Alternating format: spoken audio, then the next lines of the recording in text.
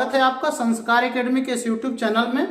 और आज हम क्लास 12वीं के बायो से एक चैप्टर जिसको हम जीवों में जनन के रूप में जानते हैं उसके अगले लेक्चर को लेकर आपके समक्ष हैं।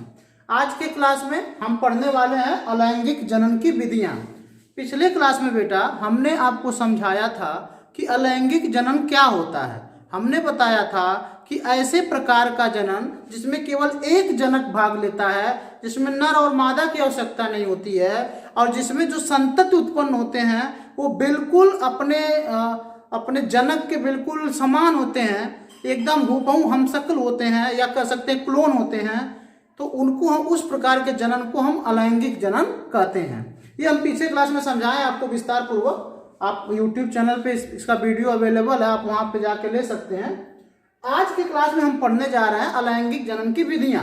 अलैंगिक जनन की विधियां बहुत से हैं, जैसे कि द्विविभाजन, बहुविखंडन, प्लाज्मोटोमी, मुकुलन, कलिका, उसके बाद पुनरुद्भवन, कायिक जनन, बीजाणु जनन। इस तरीके से अलैंगिक जनन की ढेर सारी विधियां हैं और इन सभी विधियों को हम आज के क्लास में कवर करने वाले हैं। इसलिए आज का क्लास बेहद इंपॉर्टेंट रहने वाला। आप जुड़े रहिए हमारे साथ, स्टार्ट से लेके एंड तक आपको बहुत कुछ मिलने वाला है आज के क्लास में। तो चलिए बेटा स्टार्ट करते हैं। द्विविभाजन, बाइनरी फिजन क्या होता है। तो बहुत सारे जीव, यहाँ पे इस फिगर में आप देख के समझने का प्रयास करिए कि कुछ प्रकार के जीवों में अनुकूल परिस्थितियां आने पर एक विशेष प्रकार का सिकुड़न उत्पन्न होता है बेटा। एक विशेष प्रकार का सिकुड़न उत्पन्न होता है।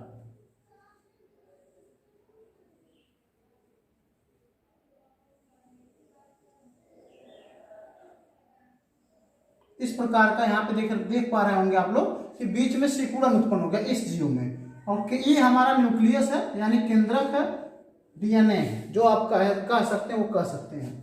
कुछ समय बीत जाने के बाद ये सिकुड़न धीरे धीरे बेटा और बढ़ता जाता है।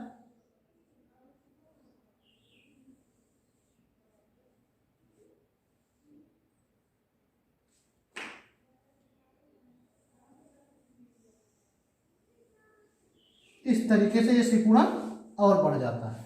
ठीक है, अच्छा। और जब ये प्रक्रिया और आगे बढ़ती है तो हम कह सकते हैं इस प्रकार हमको दो नए जीवों की या दो नए सेल हमारे पास आ जाते हैं। ये देखिए, ये प्रक्रिया कुछ समय बाद ये आपस में टूट जाते हैं और इस प्रकार ये दो भागों में डिवाइड हो जाते हैं और इसी को हम कहते हैं बाइनरी फिजन या द्विविभाजन। तो एक जीव का दो भागों में बंटकर नए जीवों की उत्पत्ति आपकी द्विविभाजन कहलाती। यानी एक जीव है वो अगर दो भागों में डिवाइड हो गया और उससे नए कोशिकाएं उत्पन्न हो गई, नए जीव उत्पन्न होगा, तो इस प्रकार के विभाजन को हम कहेंगे बेटा द्विविभाजन या बाइनरी फिजन। अब ये किसमें पाई जाती है? तो युगलीना में ये पाया जाता है। देखिए, युगलीना में पाया जाता है, पैरामीशियम में भी पाया जाता है। इस प्रकार का जनन पैरामीशियम में मिलता है और सारे प्रोटोजोआ में इस तरीके का जनन देखने को मिलता है, यानी बाइनरी फिजन देखने को मिलता है। तो समझ में आया होगा बेटा बाइनरी फिजन क्या है या द्विविभाजन क्या है। एक जीव का दो पार्ट में डिवाइड होकर नए नए जीव बनाना ही हमारा बाइनरी फिजन है।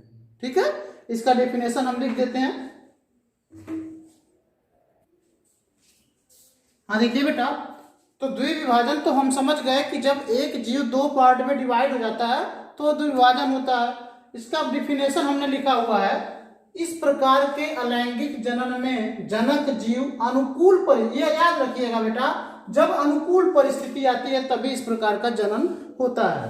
अनुकूल परिस्थिति आने पर, अब अनुकूल परिस्थिति क्या है? जैसे जो हमको हमारे लायक भोजन मिले, या जो जीव है उसको उसके लायक भोजन है, उसके लायक मौसम है, उसके लायक तापमान है, उसके लायक जल की उपलब्धता है, या जो भी उसके लायक ही अगर एटमॉस्फेयर है तो उसको कहेंगे अनुकूल परिस्थिति।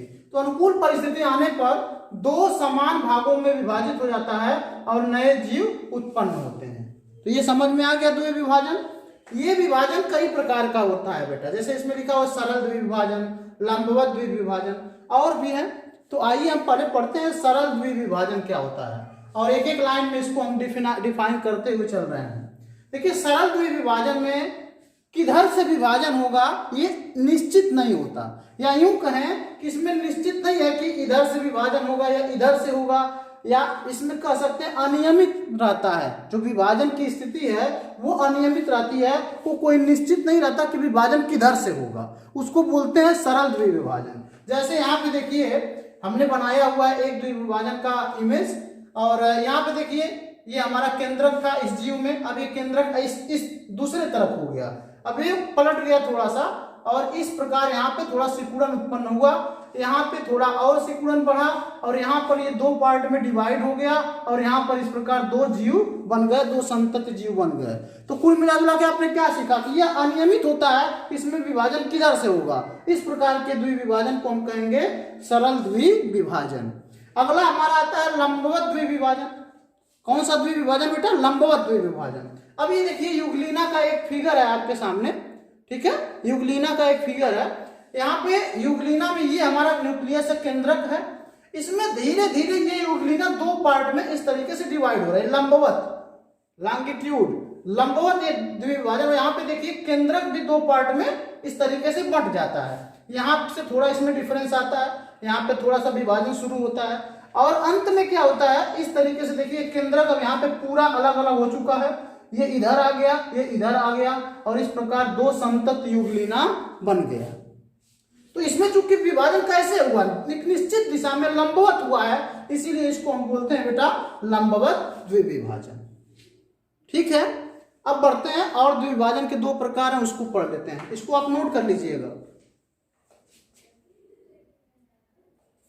देखिए बेटा, तो अब हमारा दूसरा प्रकार का द्विविभाजन है अनुप्रस्थ द्विविभाजन। अनुप्रस्थ का मतलब जैसे एक लंबवत था, ठीक है बेटा, और दूसरा ऊर्ध्वाधर होता है, ठीक है, तो ये अनुप्रस्थ है। जब इस तरीके से विभाजन, उसमें ऐसे विभाजन हो रहा था लंबवत, ये क्षैतिज जिसको बोल सकते हैं। तो यहाँ पे देखिए हमारे पास ये पैरामीशियम का एक फिगर है, यहाँ पर ये इसका गुरु केंद्रक और ये इसका लव केंद्रक,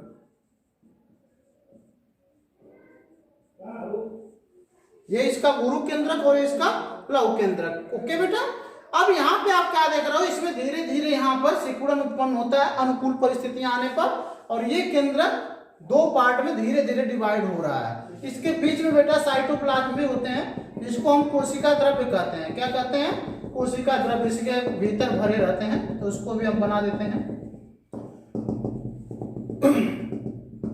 तो यहाँ पर धीरे धीरे बेटा सिकुड़न उत्पन्न होता है, और इस प्रकार ये केंद्रक दो पार्ट में डिवाइड हो जाते हैं, और यहाँ पर देखिए ये केंद्रक अलग हो गए, ये केंद्रक अलग हो गए, और इस प्रकार दो संतति जीव की उत्पत्ति हो गई, दो संतति कोशिकाओं की उत्पत्ति हो गई।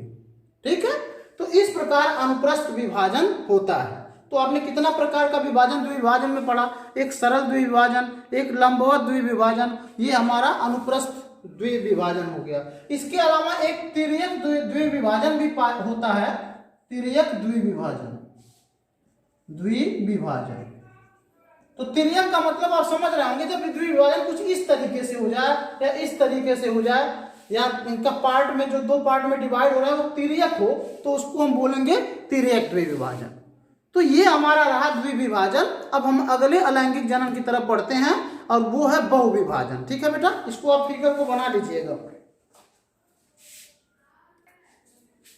देखिए बेटा, तो अगला हमारा अलैंगिक जनन का अगला प्रकार है मल्टीपल फिजन, यानी कि बहुविखंडन। कहता है इस प्रकार के जनन में जनक अनेक छोटे छोटे खंडों में विभाजित होकर अनेक संतत जीवों को जन्म देते हैं। ठीक है, जो जनक होता है बेटा वो अनेक छोटे छोटे पार्ट में डिवाइड हो जाता है, और हमारे संतत जीव या नए नए जीव उत्पन्न होते हैं।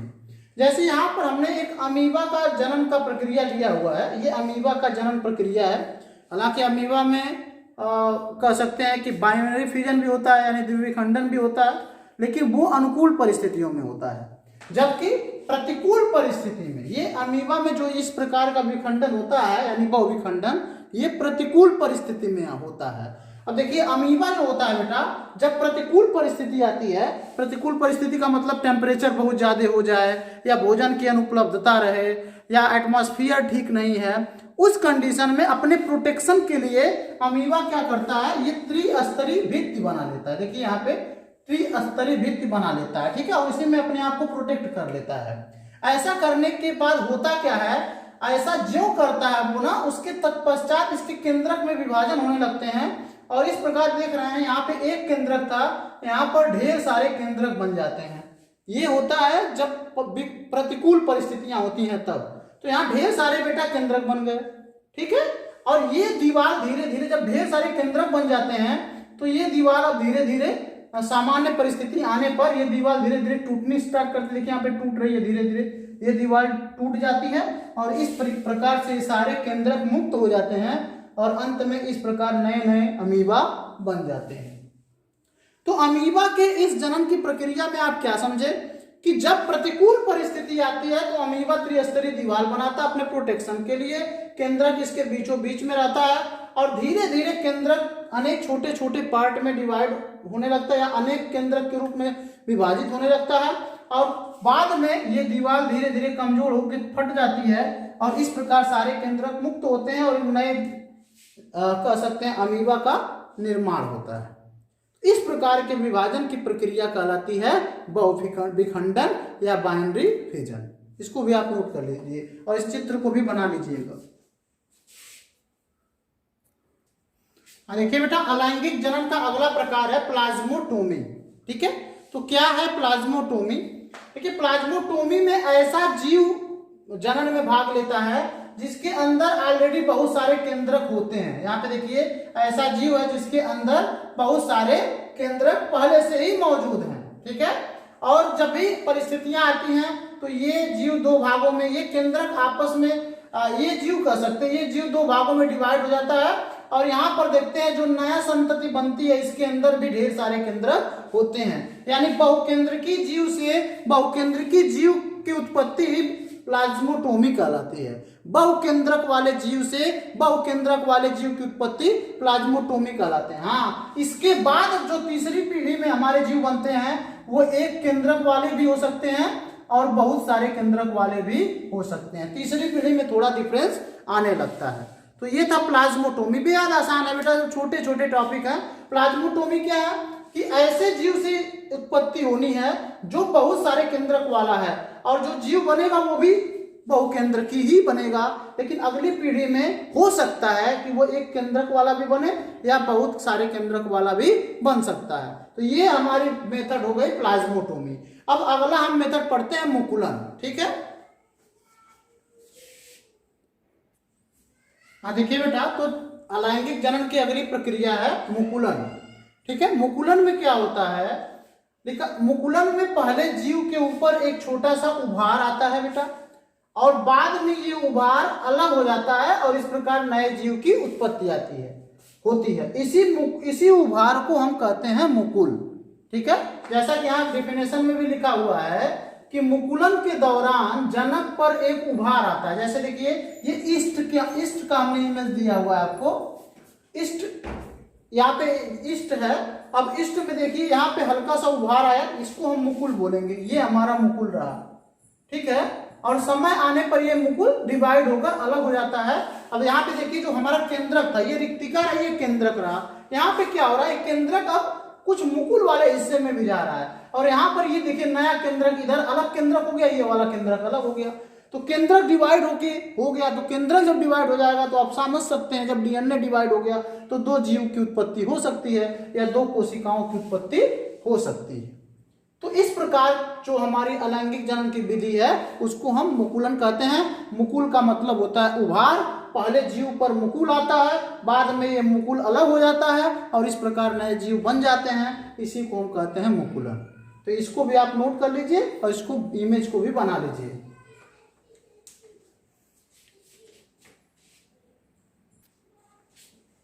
हाँ देखिए बेटा, तो अगला प्रकार है अलैंगिक जनन में बीजाणु जनन, ठीक है।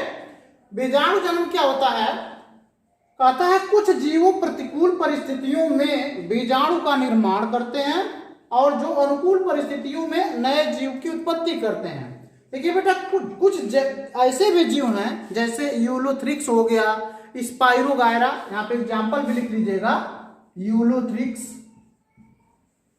ठीक है, स्पाइरोगायरा हो गया, ये सब क्या करते हैं, जब परिस्थितियां विषम होती हैं या विपरीत होती हैं। अब मैंने विषम परिस्थितियों को एक्सप्लेन किया है कि विषम परिस्थिति क्या होती है। विषम परिस्थिति वो परिस्थिति होती है जिसमें टेम्परेचर अधिक हो जाए, भोजन की अनुपलब्धता हो जाए, एटमॉस्फेयर चेंज हो जाए। इस परिस्थितियों में वे क्या करते हैं, अपने अंदर बीजाणु बनाने लगते हैं। क्या बनाने लगते हैं बेटा, बीजाणु। जैसा कि आप देख रहे हैं यहाँ पे बीजाणु बना हुआ है, ये चल बीजाणु है, ये चलते भी हैं, ठीक है। तो यहाँ पे बीजाणु बनाने लगते हैं और जब फिर अनुकूल परिस्थिति आती है तब ये बीजाणु नए जीव, इन बीजाणुओं से क्या उत्पन्न हो जाते हैं, नए जीव उत्पन्न हो जाते हैं। जैसे यहाँ पे दो प्रकार के जीव मैंने बनाए हैं, यहाँ पर इसका बीजाणु ये है, यहाँ पर इसका बीजाणु ये है, ठीक है। तो क्या लिखेंगे, कुछ ऐसे जीव होते हैं जो प्रतिकूल परिस्थिति में अपने अंदर बीजाणु का निर्माण करते हैं और जब फिर अनुकूल परिस्थिति आती है तो ये जो बीजाणु होते हैं उन्हीं बीजाणु से नए जीव उत्पन्न हो जाते हैं। अच्छा, ये बीजाणु कई प्रकार के होते हैं, जैसे चल बीजाणु, बहुत सारे बीजाणु हैं, उसकी बहुत ज्यादा विस्तृत में मैं नहीं जाऊंगा, लेकिन फिलहाल इतना जानिए बीजाणु जनन क्या होता है। अब बढ़ते हैं बेटा हम अगले अलैंगिक जनन के प्रकार की तरफ, इसको आप नोट कर लीजिए।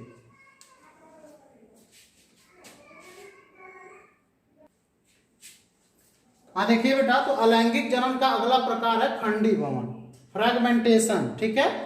ये खंडी भवन क्या होता है, तो देखिए कहता है इस विधि में जनक पादप का शरीर दो या दो से अधिक खंडों में विभाजित हो जाता है और प्रत्येक खंड पुनरुद्भवन द्वारा नए जीव का निर्माण करता है।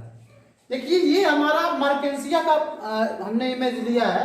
यहाँ पे क्या हो रहा है कि मार्केंसिया का ये जो पादप है ये किन्हीं कारण से, अब कारण कुछ भी हो सकता है, जैसे जीवों के आक्रमण के कारण नंबर 1, दूसरा जलधारा तेज बहाव के कारण कहीं टकरा गए उसके कारण क्षतिग्रस्त हो सकते हैं।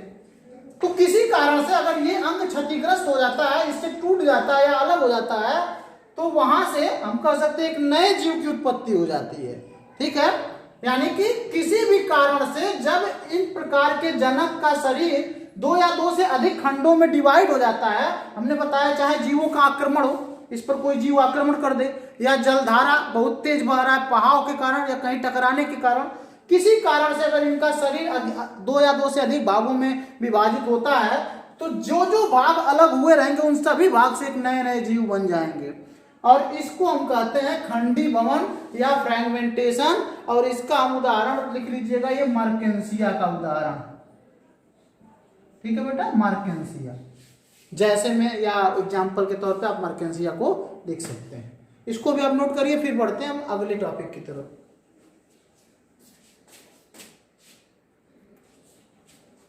हाँ देखिए बेटा, तो अगली प्रक्रिया है अलैंगिक जनन की, वो है पुनरुद्भवन। पुनरुद्भवन क्या होता है, कहता है किसी जंतु के किसी भाग को काटकर सामान्यतया नए जीव की उत्पत्ति को हम पुनरुद्भवन कहते हैं। कोई भी जंतु है उसके शरीर को कई भागों में डिवाइड कर दिया जाए और उससे जो जीव उत्पन्न होते हैं तो उस प्रकार की प्रक्रिया को हम बोलते हैं पुनरुद्भवन। जैसे यहाँ पे प्लेनेरिया का हमने इमेज बनाया है, प्लेनेरिया है, इसके शरीर को हम 3 भागों में डिवाइड कर दिए हैं। तो आप देख सकते हैं इसके शरीर को 3 भागों में हम डिवाइड कर दिए, तो इससे आप देख सकते हैं कि 3 नए प्लेनेरिया का जन्म हो गया है ना। बिल्कुल अजीब, बिल्कुल। तो बिल्कुल बेटा कह सकते हैं कि किसी भी जंतु के शरीर को यदि कई भागों में डिवाइड कर दिया जाए और उससे अगर नए जीव उत्पन्न हो जाते हैं तो इस प्रकार की प्रक्रिया को हम बोलेंगे पुनरुद्भवन। प्लेनेरिया और हाइड्रा इसके एग्जाम्पल हो सकते हैं। कौन कौन से बेटा, प्लेनेरिया और हाइड्रा, ये इसके एग्जाम्पल हैं। इसको भी आप नोट कर लीजिए।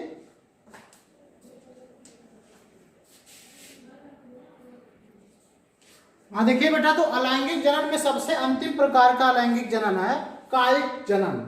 और मैं आपको बताना चाहता हूं कि कायिक जनन बहुत इंपॉर्टेंट है, आपको इसको विस्तृत रूप से पढ़ना होगा। आज के क्लास में हम एक हल्की सी जानकारी देते हैं और कल के पूरा क्लास में मैं कायिक जनन की चर्चा करूंगा। कायिक जनन कितने प्रकार के होते हैं, कैसे कैसे हो सकते हैं, कृत्रिम कायिक जनन क्या होते हैं, प्राकृतिक कायिक जनन क्या होते हैं, इन सब की चर्चा कल के क्लास में होगी। फिलहाल आज हम थोड़ा सा एक इंडिकेशन दे सकते हैं, एक थोड़ा सा का संकेत दे रहे हैं कि कायिक जनन होता क्या है। ठीक है बेटा, तो कहता है मातृपादप के कायिक अंगों द्वारा, मातृपादप के कायिक अंगों द्वारा नए पादपों के निर्माण को कायिक जनन या कायिक प्रवर्धन कहते हैं। ये देखिए, मान लीजिए आलू आपके घरों में होगा ही होगा, आलू में देखते होंगे ऐसे कुछ कहीं कहीं हल्के हल्के से गड्ढे बने होते हैं और वहां पर इस प्रकार सफेद सफेद रंग का एक कह सकते हैं कि एक कायिक अंग दिखाई देते हैं।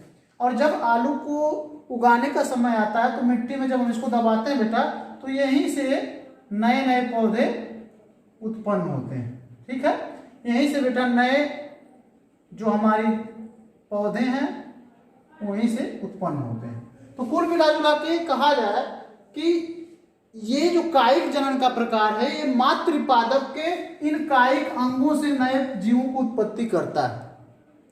ठीक है, जैसे अदरक में देख सकते हैं, डहेलिया में देख सकते हैं, शकरकंद में देख सकते हैं। तो ये सभी क्या है, कायिक जनन है। कायिक जनन में क्या होता है, जो मातृ पादप होता है उसके कायिक भागों से नए जीव की उत्पत्ति होती है। मातृ पादप के कायिक, ये सब कायिक भाग कहे जाएंगे। ठीक है, तो ये हो गया बेटा हमारा कायिक जनन। मातृ पादप के कायिक अंगों से अगर हम हमारा नया जीव की उत्पत्ति होती है तो उसको हम कहते हैं कायिक जनन। अब ये हमारा आज का क्लास समाप्त होता है। हमने पूरा कवर कर लिया है अलैंगिक जनन कितने प्रकार के हो सकते हैं, लेकिन अभी कायिक जनन जैसा कि हमने बताया कि बेहद इंपॉर्टेंट है, इसको कल के क्लास में विस्तृत रूप से पढ़ेंगे। ठीक है बेटा, तो आज की क्लास में जुड़ने के लिए आपका बहुत बहुत धन्यवाद। आपका दिन शुभ हो।